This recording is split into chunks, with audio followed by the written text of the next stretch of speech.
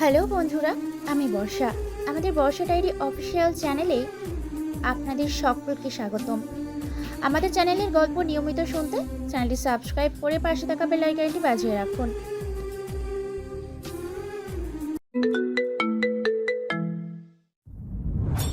এই যে মিস। কে? আমি? হ্যাঁ, আপনাকেই বলছি। আপনি সম্ভবত গাড়িতে ফোনটা রেখে আসছেন। ও, আমার খেয়ালই ছিল না। ধন্যবাদ আপনাকে। ব্যাপার না। রিয়া গাড়ি থেকে নামার সময় ভুল করে ফোনটা রেখে আসে। এটা আদি খেয়াল করে। তারপর রিয়ার পিছন পিছন ছুটতে একসময় ডাক দেয়। ছেলেটা কে রে? আরে আমার ক্লাসে নতুন, ভালো না তেমন। কেন? দেখছো না হাতে সিগারেট ছিল, চুলদারি কত বড় বড়, মস্তান মস্তান লাগে কেমন। কি কস? হুম, বাদ দে, ক্লাসে চল। চল। রিয়া আদি একসাথে পড়ে অনার্স 3য় বর্ষে। আদি অন্য কলেজে ছিল, কোনো এক কারণে এই কলেজে এসে ভর্তি হয়। পরের দিন আদি যখন ক্লাসে ঢোকে তখন রিয়া আদিকে দেখে অবাক হয়। এত স্টাইলিশ একটা ছেলে যে কেউ দেখে পাগল হয়ে যাবে। চুল দাড়ি বড়ই আছে, কিন্তু খুব সুন্দর করে কাটা। কি রে মায়া, কি আদিকে দেখ। দেখিস না, ক্রাশ খেয়ে যাবি। তার মানে তুই ওকে ভালো করেই চিনিস? স্কুল লাইফে আমার ক্রাশ ছিল বলতে পারিস, এখনো অনেক ঘুরছি ওর পেছনে, কিন্তু পাত্তাই দেয় নাই। ও, এই কথা ম্যাডাম। দেখবি কলেজে কেমন করে থাকে, পাগলের মতো করে। কিন্তু ও আসলে এমন না। ও কেন এমন করে জানি না। কালকে যে ওরে খারাপ বললি, ও সরি, ওটা এমনি। কেউ পাত্তা দেয় না বলে তাকে এরকম বাজে মন্তব্য করা ঠিক না। সরি। এরপর থেকে রিয়া আদিকে দেখতো কলেজে এসে কি করে। যদি আদি তাড়াতাড়ি কলেজে আসতো তাহলে কলেজের দিকের পাড়ে বসে সিগারেট খেত। আর এমনিতেও কলেজে কারোর সাথে কথা বলে না, চুপচাপ থাকে। মাঝে মাঝে গিটার বাজায়, অনেক সুন্দর সুর তুলতে পারে আদি। আদিকে ফেসবুকে অনেক খুঁজেছে রিয়া, কিন্তু পায়নি। ওর ফোন নাম্বারও নেই কারো কাছে। 6 মাস হয়ে গেছে, রিয়া এখনো আদির সাথে কথা বলতে পারেনি। কথা বলতে চেষ্টা করেছে অনেক দিন, কিন্তু আদির সামনে গিয়ে সব ভুলে যায়। 2 দিন পর তাদের কলেজে একটা অনুষ্ঠান হবে, আর সেখানে আদি একটি গজল পরিবেশন করবে। এটা শোনার পর থেকে রিয়ার চোখের ঘুম চলে গেছে। অনুষ্ঠানের দিন রিয়া খুব সকালে কলেজে এসেছে। তার অনুষ্ঠান নিয়ে কোনো মাথা ব্যথা নেই, তার সকল চিন্তা আদিকে দেখার। 20 মিনিট পর আদি আসলো। যতক্ষণ রিয়ার সামনে আদি ছিল ততক্ষণ রিয়া শুধু আদির দিকে চেয়েছিল। ওর থেকে চোখে সরাতে পারছে না, এত কিউট চেহারা। কালো পায়জামা, সাদা পাঞ্জাবি, সুন্দর করে হেয়ার স্টাইল করা। রিয়া পুরো ফিদা আদিকে দেখে। ওর মন জুড়ে এখন আদি আদি আর আদি। অনুষ্ঠান শুরু হলো। আদি একটি গজল গাইলো, ভয়েস মাথা নষ্ট করার মতো। গজল শেষে মানুষের হাতের তালি যেন থামছেই না। রিয়া ঠিক করে ফেলেছে আজকে যেভাবে হোক ওর সাথে কথা বলবে। যখন রিয়া কথা বলতে যাবে তখন একটা মেয়ে আদির গায়ের উপর পড়ে।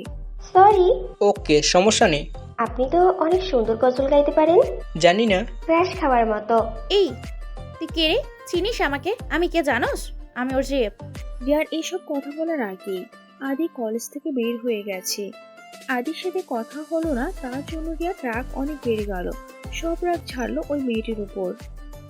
এরপর রিয়া একটু অসুস্থ হয়ে পড়ে, তাই ও কিছুদিন কলেজে আসতে পারে না।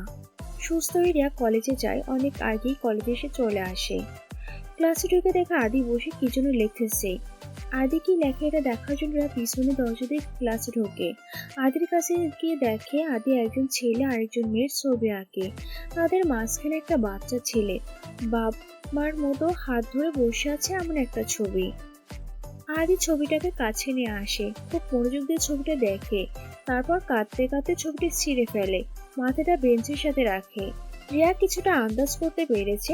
সবটুকু জানার জন্য আদির কাছে আদি বলে ডাক দেয়। আদি, কে? আমি রিয়া।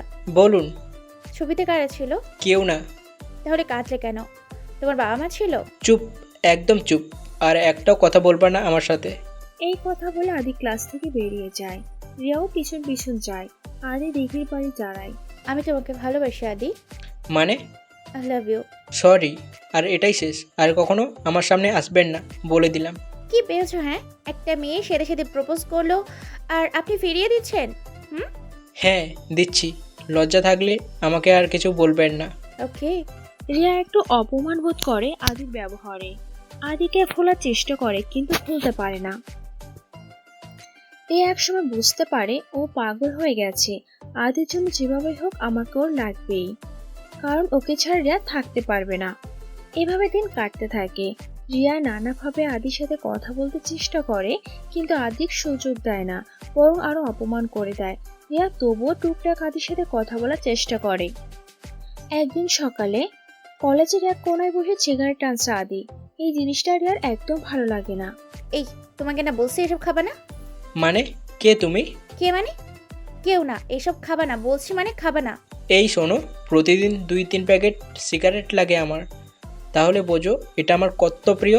যতক্ষণ কলেজে থাকি ততক্ষণ শুধু তোমাকেই দেখি, যখন বাসায় থাকি তোমার কথাই ভাবি। এই তোর বাপরে বলে রাখ মানসিক হাসপাতালে এক সিট বুক করে রাখতে, তুই অতি শীঘ্রই পাগল হয়ে যাবি। আমি তো তোমার জন্য পাগল হয়েই আছি। ওদিকে ক্লাসের বেল বেজে গেছে। রিয়া দৌড়ে দিয়ে ক্লাসে ঢোকে, আর আদি সিগারেটের শেষ কয়েকটা টান দিয়ে ক্লাসের দিকে হাঁটতে শুরু করে। ততক্ষণে স্যার ক্লাসে চলে গেছেন। স্যার আসতে পারি? হ্যাঁ আসো। তা তুমি এখন কেমন আছো? সুস্থ হয়েছো? হ্যাঁ স্যার, আগে থেকে ভালো। ক্লাসের মাঝখানে বসে থাকা রিয়া বিষয়টা দেখে অবাক। আদি অসুস্থ ছিল, তো এত কাছে থেকেও বুঝলো না। আদি স্যারের সাথে কথা শেষ করে ক্লাসের একদম পিছনের দিকে বসে। তখন রিয়া ভাবে, ছাগলটাকে যদি কষিয়ে একটা থাপ্পড় দিয়ে আমার সোজাসুজি বসাতে পারতাম, তাহলে সারা ক্লাস ওকে দেখে দেখে পার করে দিতাম। মাঝে মাঝে চোখ পড়তো, আমি হেসে চোখ লুকাতাম।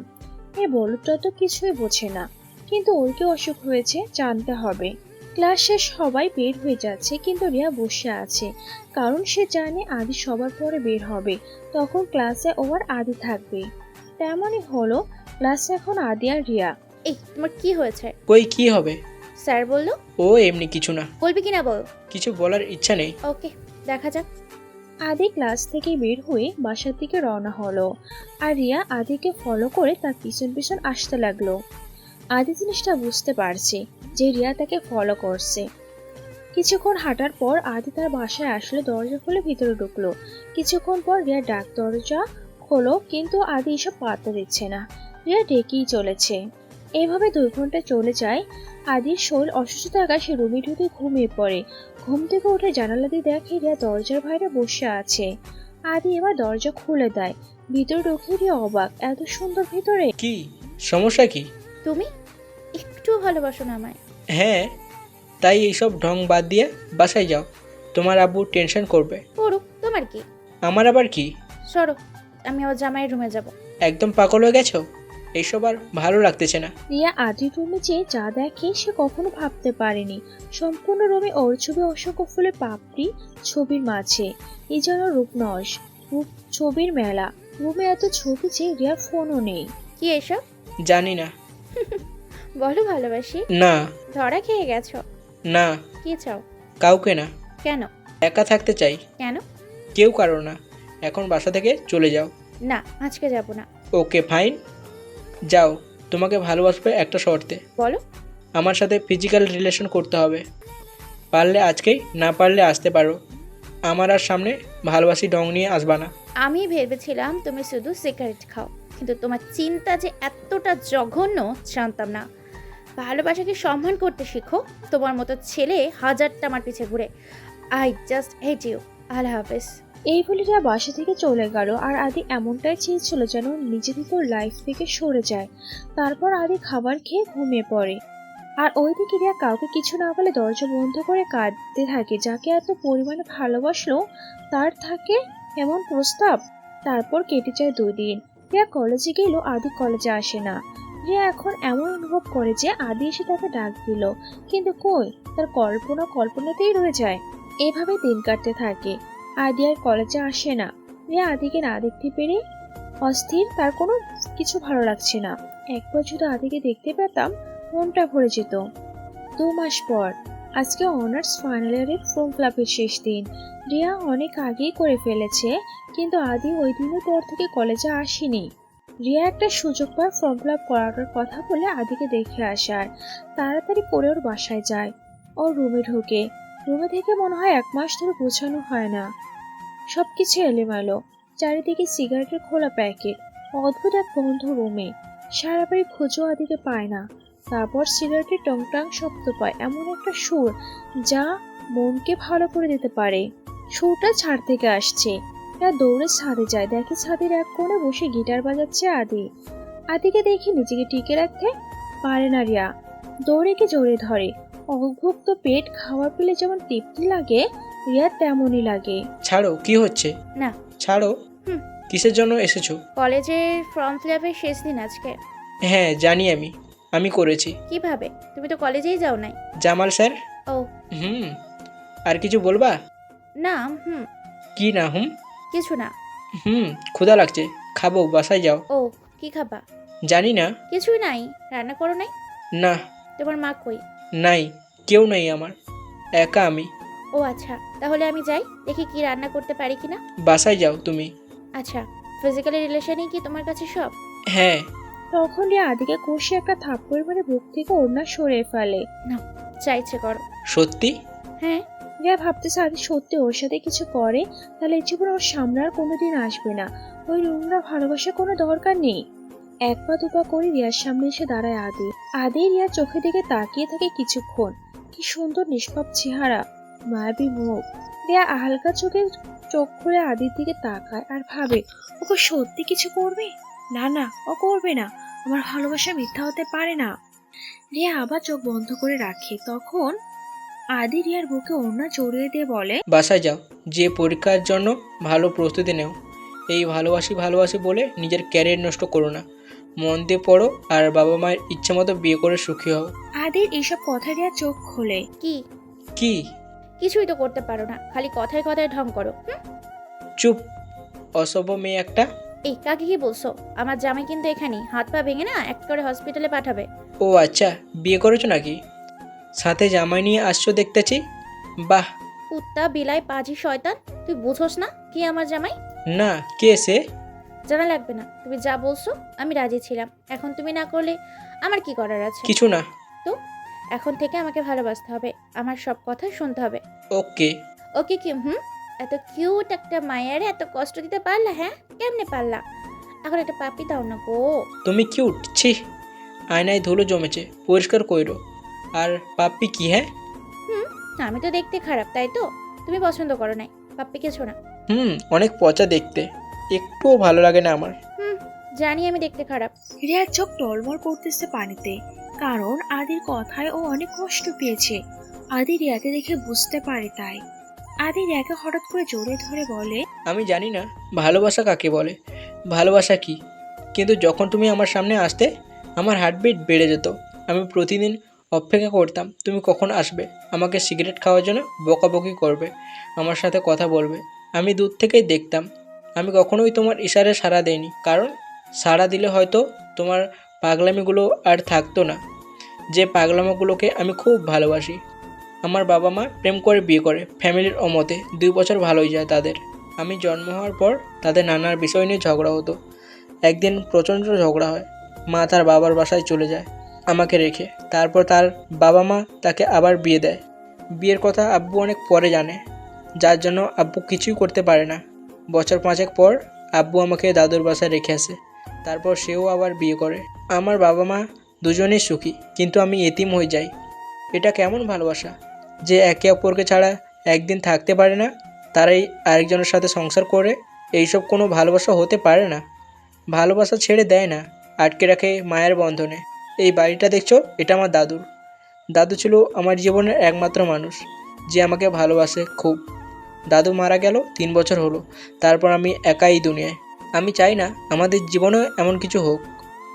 যাকে ভালোবাসো তাকে বিয়ে করো না, তাহলে ভালো থাকতে পারবে। না, এটা মানুষের স্বভাবের ওপরেই নির্ভর করে, কে কেমন।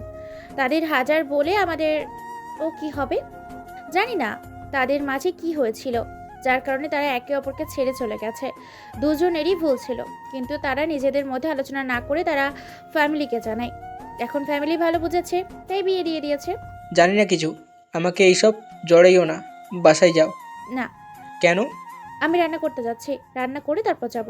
আমি অনলাইনে খাবার অর্ডার দিয়ে দিচ্ছি, কিছুক্ষণ পর দিয়ে যাবে। আমার কিন্তু কান্না আসতেছে। কেন? তুমি এমন কেন? পরিবেশ বানিয়ে দিয়েছে। আচ্ছা, আমরা বিয়ে ছাড়া কয়েক বছর থাকি, সবাই জানবে আমাদের বিয়ে হয়ে গেছে। যদি আমরা একসাথে থাকতে পারি তাহলে আমরা বিয়ে করে নিব, আর না থাকতে পারলে? না পারলে? আমি ছেড়ে যাব না, তুমি ছেড়ে গেলেও আমি তোমার পাশে থাকবো। তোমার ঘরের এক কোণে একটু ঠাঁই দিও। তাই আমি চাচ্ছিলাম না এরকম কিছু করতে।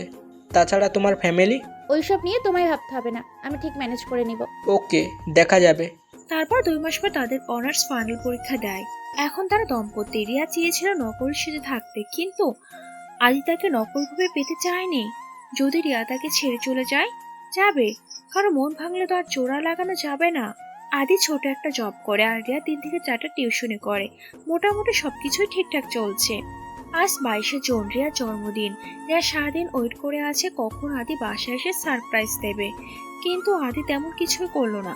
প্রতিদিনের মতো একটি গোলাপ ফুল হাতে নিয়ে কপালে চুমু দিল।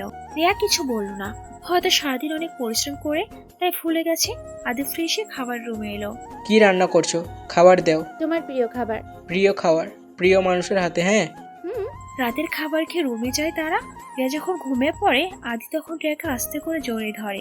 রিয়া তখন জেগে যায়। কি হচ্ছে? আমার বউটাকে একটু আদর করতেছি। ওঠো, একটু ছাদে যাব। এখন কেন এত রাতে? এখনই চলো। আচ্ছা।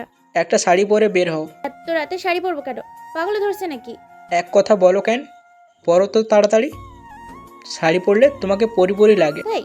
জানি আমি। ঠিক আছে, পড়তেছি। রিয়া ছাদে যে অবাক, তার জন্য এত সুন্দর সারপ্রাইজ অপেক্ষা করতেছে। আশা নাকি ঘুমিয়েছিল।